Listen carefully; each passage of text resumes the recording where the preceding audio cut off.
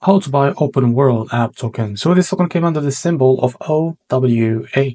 Now before we start, this is not financial advice, I'm not professional or economic expert, so before investing in any project that you find on my channel, please do your own research. Now before going on by this token, check the X account and keep following the updates about this token. So as you can see, this token is available with just go. Now to be able to buy this token, just scroll down and go to contracts and copy the token address as you can see here. Now remember, this token address is under this Solana network. Now open your wallet. I will use the Bitget wallet for that. Now go to your wallet and select this Solana as a network first of all. After that, click on this plus icon and paste token address into search bar. As you can see, this is our token. Now click on this plus icon to add it to your wallet.